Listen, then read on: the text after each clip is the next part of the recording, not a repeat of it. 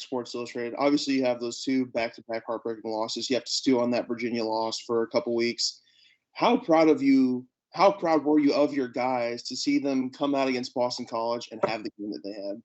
Well, extremely proud. Number one, but we've been seeing our guys every day, come over here and work, and so we see it from the inside, and we just know that even after that Virginia loss, that Sunday's practice and that off week's practice was tremendous. The guys still believe and understand what we're trying to get accomplished. We just a play here, a play there. We were a couple plays away from winning both of those games and sitting here 6-1. And so we know we have a really good football team, and the guys went out there and played hard, executed, and came out with a win. So I was very pleased with those guys, and hopefully we can continue that trend going forward. Hey, Bryan, Cameron's Curry Journal. That Boston College game seemed a lot like, I mean, if Monty was there, it would have been a game he shined in at filling the box and against the run.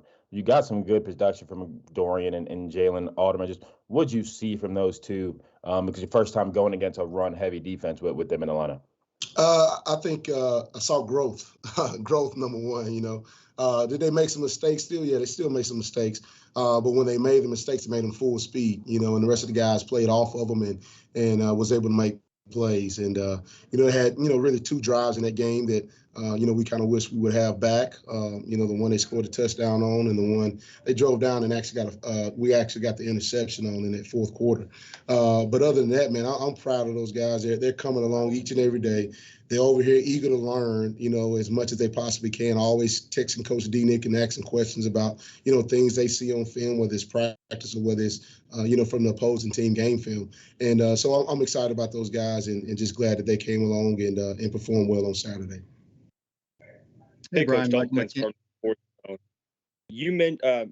Coach Sett mentioned last Monday about how Josh Menkins Jr. was basically forcing the coaching staff to play him with how he had been performing in practice. He got the big interception in the fourth quarter against Boston College. Just talk about how happy you are for him with him having to battle injuries early on and what that means for the safety room kind of going forward.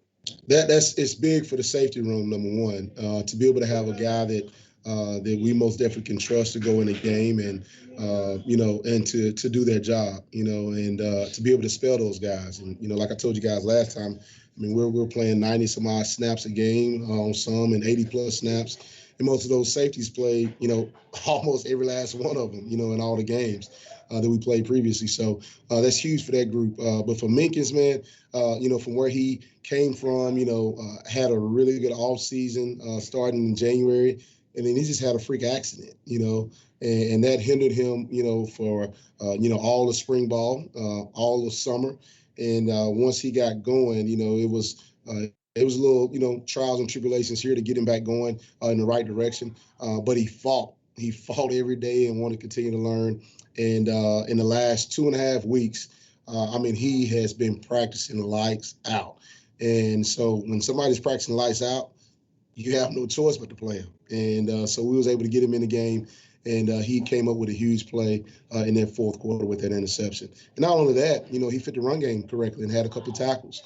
And so that's a big key for us as well. So just so happy for him and glad that he's able to contribute.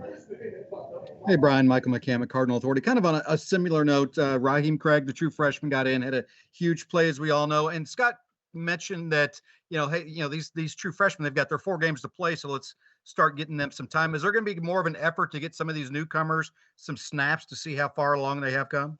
Absolutely. They have 4 games to play, and so we're trying to figure out, which 4 games is it? We know that those guys have some talent.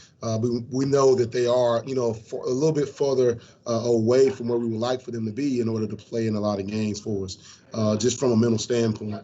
And so Raheem came in and gave us some great minutes.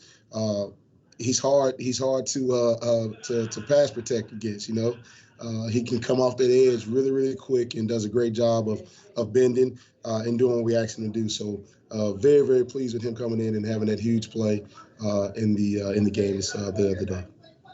Hey, Bryan, there's been times, and both you and Scott were pretty high and optimistic about this defense coming into the year. And there's been times where you guys have looked every bit of the elite defense you wanted to be, and there's been times where you guys have faltered. what do you think you guys need to do to just make that a consistent thing and build on Saturday's success? I think, man, just execution. It may be one guy, within the scheme of the defense that's not doing exactly the right thing, and then it looks like, man, what kind of defense is this?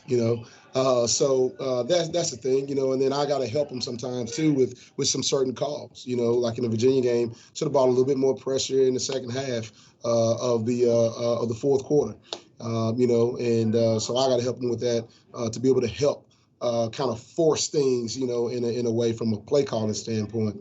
And then the thing is, when you said it earlier, somebody said it earlier on the call, you lose Money Montgomery, one of your best players on this defense, if not the best. So we lost some packages and had to go back and once we got into off week to be able to put those back in and manipulate some guys and put guys in certain spots to where he would be to try to help us to where we were last year, being one of the top defenses in the ACC. So I think we're there now as far as getting the pieces where they need to be. Now we got to continue to practice those things and execute and hopefully continue to move forward to being that dominant defense that we know that we can be. Well, and a quick follow-up to that, you mentioned the guys had to execute, but you also had to find kind of what works for these guys. You got a lot of young guys. How do you balance that as the season goes on? Is it just something you learn as the season progresses? Yeah, I think so. I think one thing I do, I try to, talk to the guys and ask them, what do you feel comfortable with, especially the young guys? And, because it's not like having just Money and CJ out there, and I can call anything on the playbook with those guys, right? So I have to go to those young guys and be like, listen, man, hey, what do you feel more comfortable with within, what we have in so far?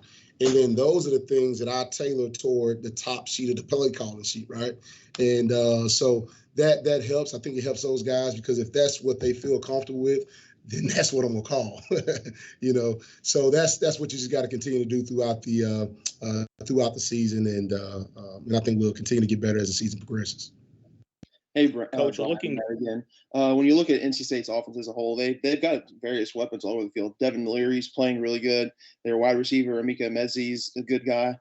They've got that running back duo Bam Knight and Ricky Person. When you start to game plan against them, where do you even start? Oh man, me personally, I always start up front.